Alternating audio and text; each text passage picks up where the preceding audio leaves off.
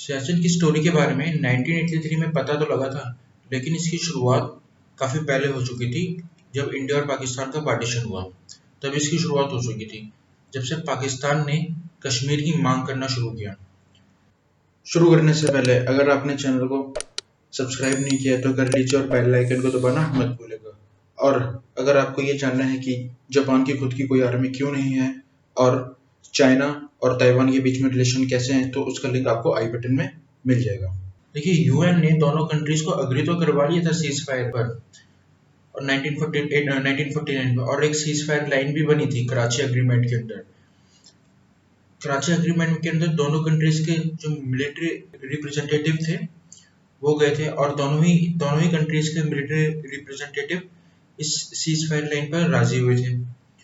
और यही आगे चलकर जो सीज फायर लाइन है, इसे हम एलओसी के नाम से जानते हैं। लेकिन जो कराची एग्रीमेंट था, उसकी सबसे बड़ी दिक्कत ये थी कि इसमें सियाचिन ग्लेशियर की अथॉरिटी किसको दी गई है, या सियाचिन ग्लेशियर किसके पास गया है, ये अनक्लियर था। ये नहीं बताया था कि ये इंडिया के अंडर है सियाचिन ग्लेशियर या पाकिस्तान के अंडर है। और जो सियाचिन ग्लेशियर की स्ट्रेटेजिक लोकेशन बहुत इंपॉर्टेंट थी दोनों ही कंट्रीज के लिए, क्योंकि वो एक पीक था। तो मिलिट्रिकल एडवांटेज तो था ही पीक पे होने का। और जब इसका डिवीजन नहीं किया गया कि ये किसके अंडर आई है, तो ये एग्रीमेंट था कराची एग्रीमेंट, इसमें जो एलओसी या जिसे हम सीज फायर लाइन भी कहते हैं, जो सेपरेशन हुआ था वो सिर्फ NJ9842 एक पॉइंट है वहीं तक किया गया था।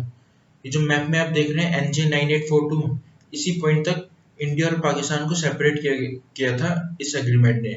इसके आगे कैसे सेपरेट करना है वो अनक्लियर था, और कुछ उसमें अच्छे तरीके से बताया भी नहीं था कि किस हिसाब से और किधर को लाइन ज्यादा जाएगी, या किसके अंडर सियाचिन ग्लेशियर आएगा। उस टाइम पे ये बोला गया था कि NJ9842 जो पॉइंट है, इसके बाद सेपरेट इसलिए नहीं किया गया क्योंकि जो वो एरिया था वो बहुत ही अनइनहेबिटेड था, मतलब कोई कोई नहीं रहता था वहां पे, अनपीपल्ड एरिया था वो।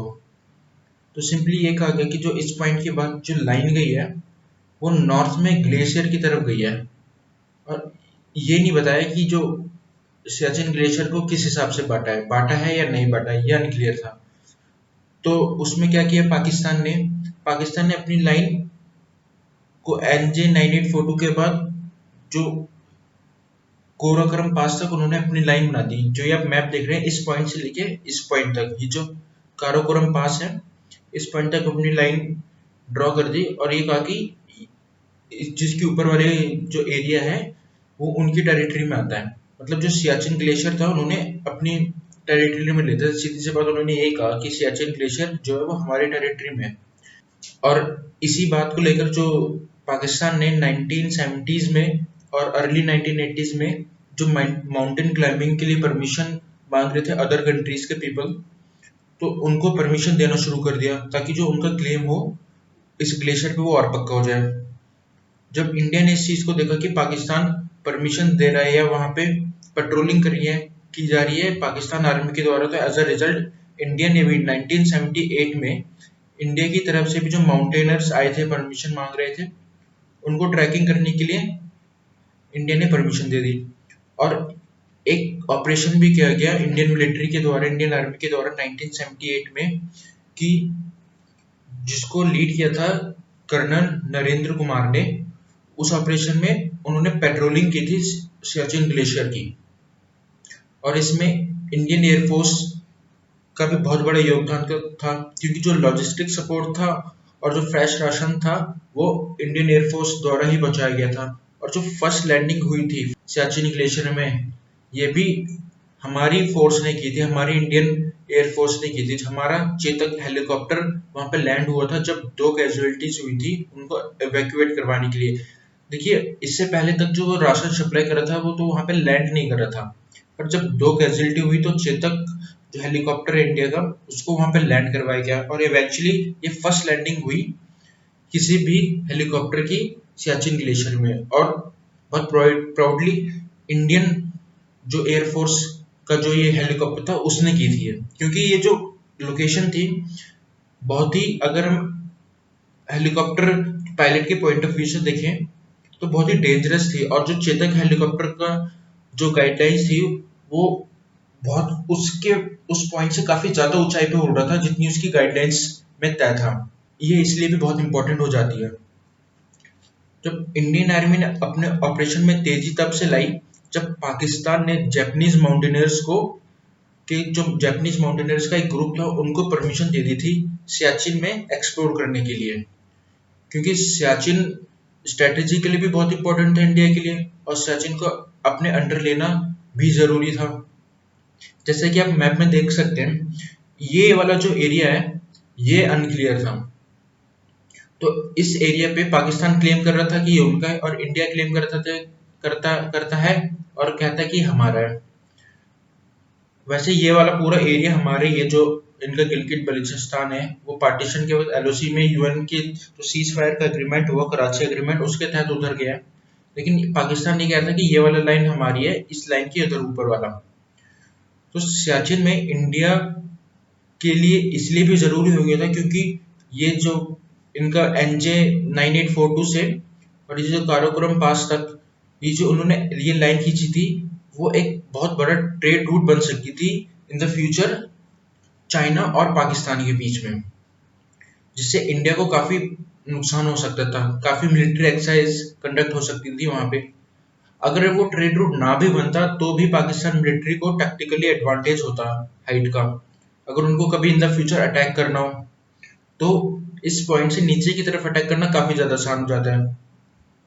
जो कारगिल युद्ध में भी ऐसे होते उनके पास एक टैक्टिकल एडवांटेज था माउंटेन्स में होने का, ऊपर होने का।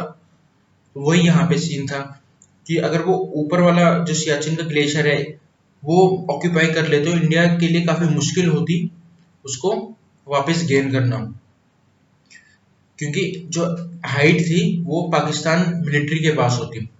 अब ऑपरेशन मेघदूत की शुरुआत तब से हुई जब से जर्मन माउंटेनियर्स इंडिया में आए और उन्होंने परमिशन मांगी हमारे लेफ्टिनेंट जनरल चिबर से। जब लेफ्टिनेंट जनरल चिबर ने उनका जो माउंटेनियर्स का मैप देखा तो उसमें पाकिस्तान में सियाचिन ग्लेशियर को दिखाया गया था, यानी उनमें एक डॉटेड लाइन थी। ये वाली जो लाइन देख रहे हैं ये उन्होंने ये डॉटेड लाइन बनाई थी जो एनजे 9842 को काराकोरम पास से जोड़ती थी। इसी को ध्यान में रखते हुए 13 अप्रैल को ऑपरेशन मेघदूत लॉन्च किया गया इंडियन आर्मी के द्वारा। इस ऑपरेशन की जो मेजर प्लानिंग थी वो कर्नल नरेंद्र कुमार जी की जो फोटोग्राफ थे और जो वीडियोस, मैप्स और जो उनकी इंटेलिजेंस रिपोर्ट थी जो उन्होंने माउंटेनियरिंग की थी 1978 में, उस वक्त के आधार पे थी। जो उन्होंने उस वक्त अपनी माउंटेनियरिंग में मैप्स या वीडियोस बनाए हुए थे उसको ध्यान में रखते हुए प्लानिंग की गई। और जो इस ऑपरेशन को लॉन्च करने से पहले इंडियन ट्रूप्स की ट्रेनिंग भी हुई अंटार्कटिका में, सियाचिन के एटमॉस्फेयर को समझने के लिए, वहां पे कैसे सरवाइव करना है क्योंकि वहां का एटमॉस्फेयर बहुत हार्श है, वहां की जियोलॉजिकल ट्रेन को समझने के लिए, टेरेन को समझने के लिए, वॉर टैक्टिक्स क्या रखनी चाहिए, क्योंकि जो नॉर्मल बैटलफील्ड और सियाचिन जो है हाईएस्ट बैटल ग्राउंड है वर्ल्ड का, तो वहां की वॉर टैक्टिक्स में बहुत अंतर था। तो उस चीज को समझने के लिए 1982 में इंडियन ट्रूप्स की ट्रेनिंग हुई। और जब पाकिस्तान को इस ट्रेनिंग के बारे में पता लगा तो पाकिस्तानी आर्मी ने भी अपना एक ऑपरेशन लॉन्च किया अवाबील, सियाचिन को कैप्चर करने के लिए, क्योंकि उनको डर था कि इंडियंस पहले इसको ऑक्यूपाई ना कर ले, इंडियन इसको कैप्चर ना कर ले। तो वहाँ की क्लाइमेट कंडीशन हार्श होने की वजह से स्पेशल एक आउटफिट और एक स्पेशल शूट की जरूरत होती है, क्योंकि नॉर्मल इंसान वहाँ पे सरवाइव करना बहुत ही मुश्किल होता है। नॉर्मल जो हमारे सर्दियों के कपड़े होते हैं उनमें तो एक स्पेशल सूट और की जरूरत पड़ती है। तो उन्होंने इस्लामाबाद से एक ऑर्डर हुआ स्पेशल सूट्स का लंदन में, और बाई चांस ये सेम वेंडर था जिससे इंडियन ने भी ऑर्डर किया था। तब जाके इंडियन आर्मी को पता चला कि एक एशियन कंट्री से बहुत बड़ा ऑर्डर हुआ है और आर्मी के लिए हुआ है ये। तब इंडियन आर्मी, हमारी आर्मी समझ गई कि ये पाकिस्तान से हुआ है जरूर। तो as a counter plan Indian army ने 13 अप्रैल को ऑपरेशन मेघदूत लॉन्च किया और जो वहां की डोमिनेटिंग हाइट्स के रिजेस और पासेस थे उसको कैप्चर किया, जिसमें सल्तरो रिज, सियाला, बेलाफोंडला थे शामिल। लेकिन पाकिस्तान यहाँ भी नहीं माना। जब कैप्चर हो गए उसके हाथ से चले गए, फिर पाकिस्तान ने फिर भी 3 साल बाद फिर से कोशिश की और एक क्वाइट पोस्ट को ऑक्यूपाई कर लिया, लेकिन हमारी इंडियन आर्मी के सिर्फ 5 मेंबर्स की टीम ने फिर से क्वाइट पोस्ट को कैप्चर किया, हासिल किया, जिसको लीड करे थे सूबेदार बाना सिंह जी, जो कि बाद में कैप्टन की पोस्ट से, ऑनरेबल कैप्टन की पोस्ट से रिटायर हुए। और इस ऑपरेशन में इंडिया ने अपने एक जवान भी खोया। सेकंड लेफ्टिनेंट राजीव पांडे इस ऑपरेशन में शहीद भी हुए। इस हीरोइक इफेक्ट के बाद जो क्वाइट पोस्ट का नाम बदल के उसका नाम बाना सिंह कर दिया गया।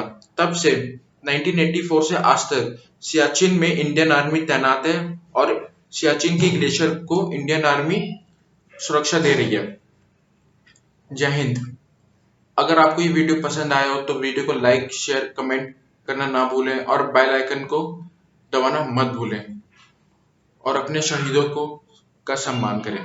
शुक्रिया।